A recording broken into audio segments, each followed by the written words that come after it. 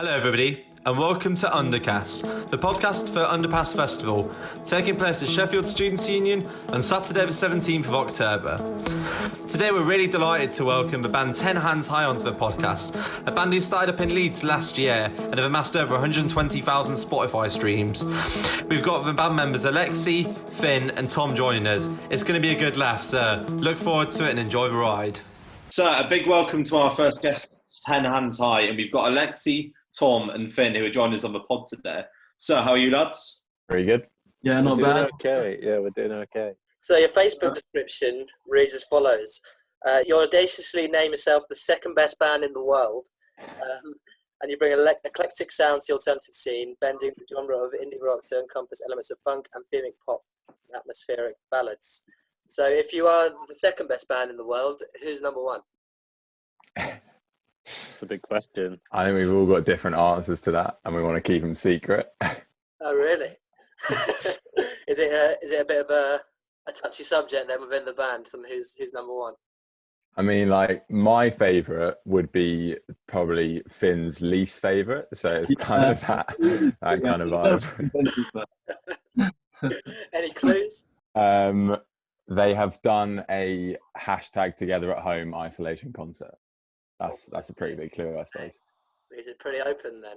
That's just mine, though. What's your least favourite band? We might be able to work it out a bit easier from there. Well, listen, they're not my least favourite band, but Alexia is, of course, referring to Chris Martin and Coldplay. I'm an unashamed Coldplay fan. I pulled you out, Alexia, there. I apologise. But you know what? Nah, mate, I'm proud of it. They're great at what they do. You know? I'll say that much. Yeah, exactly. I like that. Well, it's a bit of a weird time at the moment anyway for lots of bands. Obviously, you know, everyone's talking about coronavirus at the minute. We were just keen to ask you, really, what's it like being an artist living through this? And this will be really strange. It's quite gutting, I think, at the moment, because we actually had probably like the busiest time we've ever had as a band lined up. We had gigs all over the country, recording sessions, and they've all been sort of taken away from us, you know, rightfully so. But we're lucky that we're in a position where it's not our full-time income. This is, you know, we're doing this on the side at the moment, which is sort of a blessing, I guess, at the moment. But yeah, we're just gutted, I think, at the moment. Yeah, no, it's completely fair. It must be hard to take when you've got so much planned. I mean, everyone's going through it, though, really. I mean, what have you found the hardest about the kind of missing the gigs and that kind of thing, and not being able to come together and practice? It's not so much the gigs. Well, for me personally, it's more like we were planning to record in a couple of weeks, and that's pretty unlikely now. And it means that kind of our schedule of releasing things is kind of screwed. And the song that we were going to record as well is, in our opinion, like a kind of a summer banger. Like, we really rate it as like a summer tune, and hopefully would excel in summer. And if we can only record now, like, I don't know, in June, then it'll be out maybe in August, and it's pushing it for the kind of summer vibe that it is. But we'll work around it and see what happens. Well, hopefully so. Yeah, it'll be exciting to see what we come through with that. And so what's been keeping you occupied in this time off? I've been learning some piano, which is actually. So I'm going through some beginners YouTube videos, so maybe I can. Oh, lovely! In time, sick. I didn't know that. Stage, but oh, for that's now, nice. I've been learning Billie Eilish's Bond. Oh, you bloody love Billie Eilish. So, yeah, I'm just that sort of thing, trying to make the most of being at home. Lovely stuff. Yeah, I mean, I imagine that after you finish quarantine, you'll have loads of plans set up now. I mean, it must be a good time for you to write as well, I'm sure. Yeah, I'm writing loads. I've started writing again, and I'm just kind of churning things out. But whether they're actually any good is another question. Well, it's going to be interesting at the end when everyone comes out with a load of bizarre hidden talents. You're going out on the piano, you'll be out with some beautiful lyrics. Tom, have you got anything going? No, I've just been watching I've been watching Formula One Drive to Survive on Netflix. Oh, that's class. I like that. I haven't really been, but I have, I've picked up the guitar again, because I'm the drummer in the band, but I started on the guitar years and years ago, and it kind of took a back seat. So I'm back on the guitar because my housemates aren't too happy about the drums. The next time you perform, we'll see you all going around. We'll get Finn and me a piano, and then you'll be going. Yeah, we'll do a switch Yeah, after each. that. We'll rotate the lineup. I really back just the solo from Finn on the piano, definitely mid song. Yeah. Some bad guy live. Yeah. So we wanted to do a bit of a dig into you as a band, find a bit more about 10 Hands High. So before we get a bit more into this, with some kind of profiling questions about yourself. Yeah, so firstly, I guess, what's your favourite song? I mean, you're all going to have different answers, but if you could have like a definitive number one song, what would you go for? Shall I start? Yeah. Mine is Telegraph Road by Dire Straits. I mean, yeah, I feel like that question of what your favourite song is super difficult for any song that's like 3 minutes long, because there's only a certain amount of times you can listen to a song and not get annoyed by it. So it helps that this one's 14 minutes long. So yeah, it's just I grew up with it. It's one of my dad's favourite songs. It's Mark Knopfler at his best. He's just the whole thing's just amazing, I think.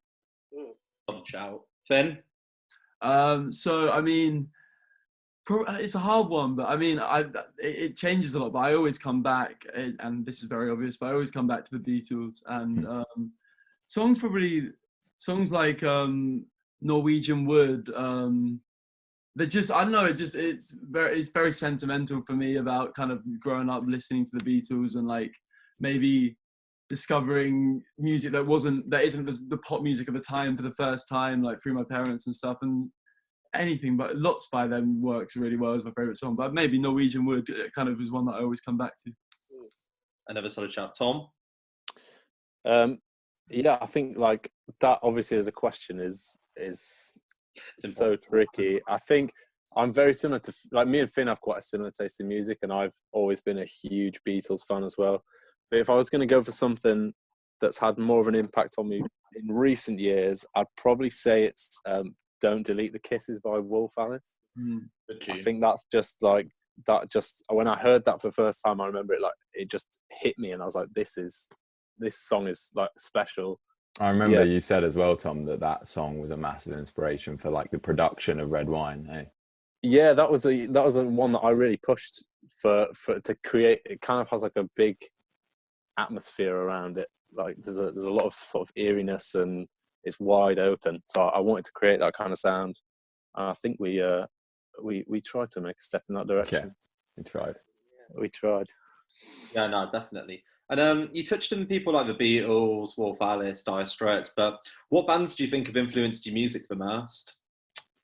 I mean, I think 1975 for me, they're kind of eclectic genre. They are basically genreless now. I mean, overall, I suppose. I feel like 1975 as a kind of a direction of their music. I like how they evolve and how they aren't really afraid of like breaching other genres. I feel like with our music, we started in the kind of like hopeless romantic, happy indie rock phase, and now I feel like we sound a bit more mature. We've spent a bit more on production, and but I think we're going in a different direction, and I want to keep changing direction and keep like sounding new. So we can expect some pretty kind of different things coming from you guys that sounds completely different to what you've made so far. Yeah, there's some jazz 100% coming in the next I love it. Yeah, I mean, we'll definitely be like, I'm a massive fan of like hip hop and R&B, so I'm always trying to get that into our music. It's got to pass the barriers of Finn and Tom in quality control. But yeah, I think don't know. we'll always I think Joe's not here, so we can say whatever we want about him. I think he's the hardest to impress. Joe, he's in a great way. He's very stubborn in like what he likes and what he doesn't like, I think. Yeah, if you get so past Joe, it's good. Yeah. The best thing, your next song we can see something Metronomy Kendrick Lamar vibes. Yeah, I'll be rapping a bit. Yeah, looking It'd forward. be nice. Yeah, it would be good to do some collabs actually. Yeah. 10 Hands High featuring. Oh yeah, 100%. Like there's some songs that we've written that have like a 16 bars that would be perfect for like a Loyal Kana or something. But obviously, we're not at the stage where I have his number. But give us a couple years and maybe. When you're headlining Glastonbury in 3 years, then Yeah. Exactly. Right, so you all started up in Leeds, yeah. And so how do you all get to know each other? It was through like a Leeds Uni band society, basically. So I'd basically put a post out, I think, on the group, just saying, does anyone want to just kind of jam, like just meet up and just play? And Joe and Alexi responded, and I remember we all met up for the first time. I remember it outside the library, and we went and played, and we just, for the first couple of months, just played some covers, and we went through a lot of different singers. Alexi wasn't the original singer; he was the bassist. Finn is a couple of years younger than us, I was so he doing was. my GCSEs when these guys. Finn was doing his stats. He was in year 6. So yeah, we just played covers just for fun, and then it was really while you were away, Alexi, on your year abroad, that things got a bit more serious, I'd say. Yeah. And then so Alexi came back, what would have been, so a year and a half ago now. And then that's the first time the 4 of us that we have now, us 3 and Joe, actually played together. And then it kind of all fell into place from there, I think, because we've been for a load of different guys and people in the lineup, and that's when we knew. I think that was the way we had the 4 that we were going to go forward with at that point. You know? So I guess now we've talked a bit about how you all got to know each other. We've played quite a few gigs together, over the last few years or whatever. What is the best gig you reckon you've done? I mean, I'm sure you've all got different answers, but if you could have like a definitive moment, what would it be? I think Finn actually answered this on our little Q&A the other day. For me, it has to be so. In April of last year, we'd done a good run of Leeds gigs, but we wanted to try and have a London show, and we had this London show for April, and like loads of it was really, really popular. But I guess all our friends from different parts of the country hadn't seen us before, bought tickets, so we ended up putting on 2 nights there, and I just think it went so well. It was a really packed, busy room. Like it was a great venue, the Hope and Anchor, and they just went so well, and so many people there for us who were like our friends and everything. So we had a great time. So those ones for me stand out. Yeah, I'd probably say for me, those ones were awesome. But then our next headliner in London at 93 Feet East was awesome for me. Like we played, I think it was purely because we did a cover, which is my favorite ever cover that we play. We only play one cover a gig basically, if any. But we did a cover of "I Want to Be Your Lover" by Prince, and it was just so fun. It was ridiculous, and it was Finn's last show as well before we went to Turkey, because Finn did a year abroad in Turkey last year, or this year actually. It was Finn's last gig, so it was like everyone was gassed, and that was a wicked show. So it's been hard to get back into the swing of things since come back from Turkey. Finn, has it been?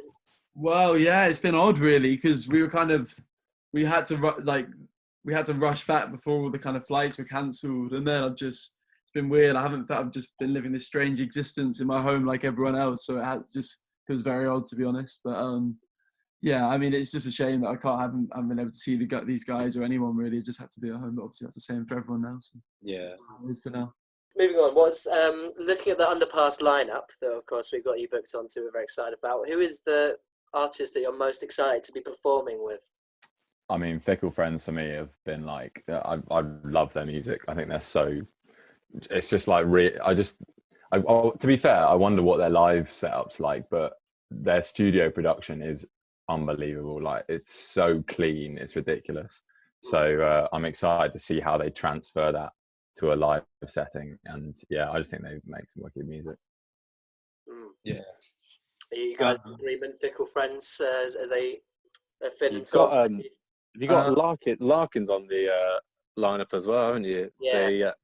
I think Larkins are a great band who I think they've inspired us quite a lot recently, because then they're big, but they're not huge yet. They've just crossed the cusp in the last year or two, which is quite an inspiring thing to see, and something that we want to get to that place. So it's really great to see bands like that. So it'd be amazing to. I've never actually seen them live. Yeah, I'd second that. I love Larkins. I'd also shout out Patawawa for the. Yeah, it's Patawawa. That's going to be really cool. I don't know them. Oh, they're great. They've got a cool funky thing going on. You should check them out. Oh, we like that. We like that. Very nice. They're very nice vibes. Yeah, I'd give them like groovy disco, like electro indie pop, bit of everything. Oh. Frank Moody, do you know Frank Moody? Frank Moody. Yeah. Yeah. Yeah, they're pretty similar to them, I'd say. Oh, awesome. Yeah. So I mean, we spoke about emerging bands such as Larkins and yourself. Who's your favourite coming through at the moment that you recommend people listen to? That's a good question. Really good question. I'm a huge fan. I think Finn is as well. I guess they've kind of emerged now of a band called the Orioles. Oh, Yeah, from Halifax. They're from Halifax. Yeah, which I'm not from too far away from Halifax, and it's just really, really great to see a band like that come out of a place like Halifax. You really wouldn't expect it, and I think they're kind of breaking through with a type of music that it just hasn't been at the forefront, and they're doing a great job. So There's a band that we were planning on doing a co-headline with at some point, called Nature TV. Don't know if you guys are aware of them. They're awesome. They've got like a super unique, in my opinion, kind of lo-fi vibe, and I just think they make some awesome music, and they check them out definitely. Yeah, no, I definitely think we all do what we do. Absolutely. And the Orioles look really good. They were meant to be booked onto Glastonbury, weren't they? I think so. Yeah, they've just released their second album, and I love it. Like they're great.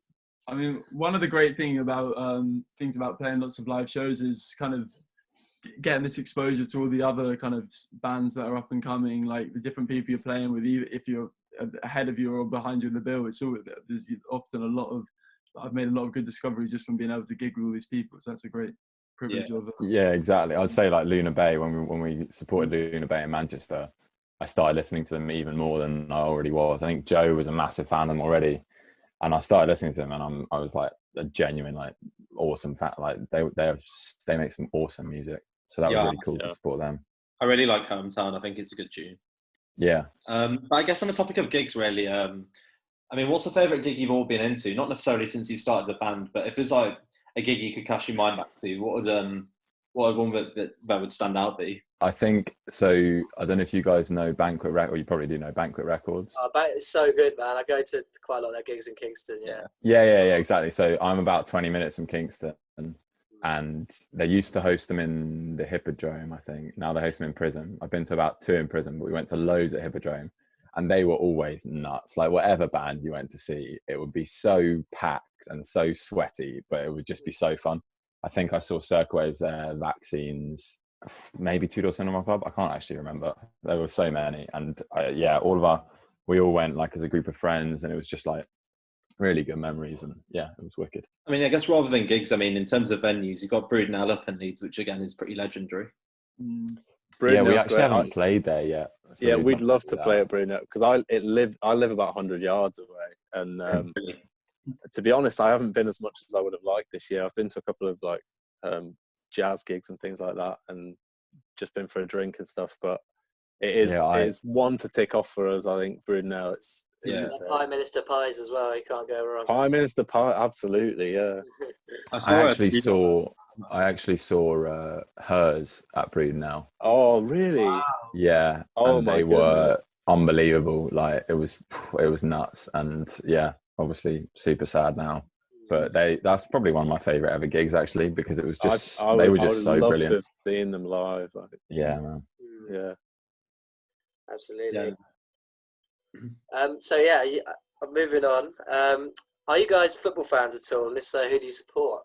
So I'm an Arsenal fan. I don't live in North London, but I live north of London, so I think it's acceptable. But I'm quite a big Arsenal fan myself. Yeah, I think I mean, if I had to pick, like, if I watch football and I watch, Arsenal are the only team that make me happy when they win. I suppose. I think I'm not a massive football fan, put it that way. Yeah. No, similar to Alexi, like, I'm not a huge football fan, but I come from a long line of Manchester United fans. Oh God. So I know, not popular, but I would not be allowed in the family home if I said I supported anyone else, really. I'll also shout Everton out for Joe because Oh yeah. Oh yeah, Joe loves Everton. Joe's probably the Yeah. biggest football fan out of all of us. Andy tried to get up 2 games. So before we sort of wrap up this section, really, I mean, we've got to ask. We talked about you writing a lot during this time, whilst everyone's got a lot of nothing to do. Any exclusives, new tunes coming out? Anything that we should be looking forward to after this period of uncertainty's finish? Yeah, I mean, in terms of, well, I'm going to be doing some isolation covers, so there'll probably be 3 of them coming out in the next 3 weeks. In terms of originals, we do have something that we really, really want to release, which is like an acoustic song of ours. We're just trying to think of how to put it out there, content-wise, video-wise. So that's hopefully going to be out maybe in the next couple months. In terms of recording, if we can, we 100% will record our next like proper full band tune. That's ideally going to be in April, but yeah, we don't know if that's going to go through. So we could be looking at new full band music in either June or August, depending on bloody COVID-19. Yeah, that's up. You supported Splitbook Society, as you mentioned, Luna Bay. On Spotify, it says your fans like Maskins, Apre, Vista Spin, The Night Cafe, and Seagulls. Who would you like to play with on tours, or just kind of supporting, or them supporting you? What bands would you like to sort of, I guess, collaborate with in the future?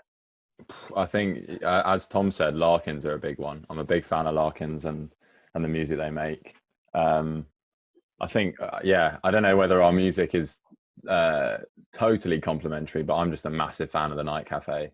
So that would be awesome to be on a bill with them at some point. Not sure whether our genres kind of match in terms of supporting, but they're awesome. I love the Night Cafe. Their album was so cool. Absolutely.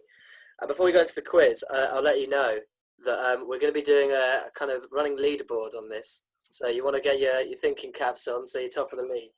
Yeah, back it. Okay, all right. We've only got 8 questions, so 4 of them are about you, and then 4 of them are just random ones. To be honest, I'll grab 2 more. Well, actually, one of them is a double barrel. I'll grab 2 more questions, so it's rounded up. All right, we'll make it 10. Yeah. Cool. As I say, I can grab some more. Here's one I made earlier, kind of thing, from the quiz I'm hosting next week. So nice. Cool. So question 1: what's your most listened to song on Spotify? Oh, it's New York Skyline, isn't it? I wasn't going to be sure about that because I thought A Jet's Pink Trail. No, is it New York? Okay, cool. Yeah, your final answer. Yeah, I think that's off. I'm pretty confident on that. Yeah, lock it in. That's a point. Yes. Question 2: how many listens does it have to the nearest 100? I think 100's harsh. Let's go 1,000. All right. It's definitely 53,000 something. All right, we'll go to I 100. feel like it could be. I reckon. I want to say 700, 53, 700. You think 7? I think it's lower than that. I don't know. Is it lower? I don't know. I don't. Go on, Finn. You decide. 53,400. 53. Yeah, lock it in. Look, I think we got to give that. Yeah, I feel like it's 53,451. So we'll take a point there. We'll give you that. I think it'd be about outrageous. That's so tight. To be fair. How many followers do you have on Instagram? We'll give you within 50. Oh, I'm pretty set on this. 1,125. Boom. Yeah, that's sad, but yeah. There you go. You did well. 3 points out of 3 so far. Yeah, I'll take that. Moving on. How many likes do you have on Facebook? Oh, I don't look at this. I don't know. Is it like I'm thinking in the 700s. In the high 700s. Now, I actually think I did look, but like I actually don't look that often for that one. But I think it's like 870. Maybe we did. Okay, yeah, no, I think we have broken it. Yeah. I think it's 870 or 871. Is it 871? It's 807. 807. Oh, no. There's 7 in there. You didn't know one up until then. Oh. Oh well. So we'll move on to a bit more general knowledge now. Who's Leeds United's top scorer? Oh, Ben's God. been asking that. This season, Yeah, this season. Patrick Bamford. Oh, go on, Finn. Thanks, Finn. And a There you go. bonus, how many goals has he scored? Oh, come on. Not that many. I've got Leeds friends who are not so happy with him, so I'm going to say it's only like 13. My God, he's got. Oh, my. That is Oh, outrageous. 29. Wow. Oh, wow. There you go. That's it. I want you on my pub quiz team next time, Finn. That is impressive. What is the capital of Latvia? Oh, no chance. I think I've got it. No. Can I go for it, guys? Yo, absolutely, yeah. Yeah. Is it Varna? No, it's Riga. Riga. Varna's one of the other ones around there, I think. Sorry, guys. My good performance. All right. Nah, mate. Yeah, Better shot than you were I could have best set there. What Okay. is rapper Lil Kana's real name? Oh, Benjamin Coyle-Lana. He doesn't miss. He does not miss. Oh, fire. Straight fire. We need some buttons to press. Yeah. Like- What is the rapper Harrison Armstrong most commonly known as? Oh. This will probably annoy me. But I have no idea. I Lads. don't know. I don't know. Do you want to take a guess on one? Well, it's going to put you at the top of the leaderboard anyway, but... Yeah. Also the bottom of the leaderboard. So. Oh, yeah. Have a yeah. clue? Do we get a clue? No, because he'll get I'll tell you where he's born. That might help. He's from Okay, Manchester. yeah. He's from Manchester. Oh, should we go? Okay. H. Yes. Oh, that's what I was thinking that, but I was too There you scared to say it. Yeah. There you go. And Liam, one final question. Who won the first ever World Cup? Finn. Yeah, I'm going to say Uruguay. Uruguay? Yeah. Mate. Oh, my. He's done it again. Very well done, Finn. MVP. Bloody hell. No, cool. So that brings to the end our first podcast. We hope you had a good time. Yeah, great, guys. Yeah, we had a great time. Thanks for having us. No, not at all. We're looking forward to welcoming you to Sheffield for Underpass, which will be its first year, so we'll see how it goes. Yeah, it was super Very good. exciting. Very excited to have you on board. Cool. Thanks, lads. Thank you. Take care. All Thank right. you so much. Have a good one. Cheers. Good Cheers, lads. See you later. Bye. Bye-bye. See ya. Bye. I wanna get this off my chest. I want you on my chest in the morning.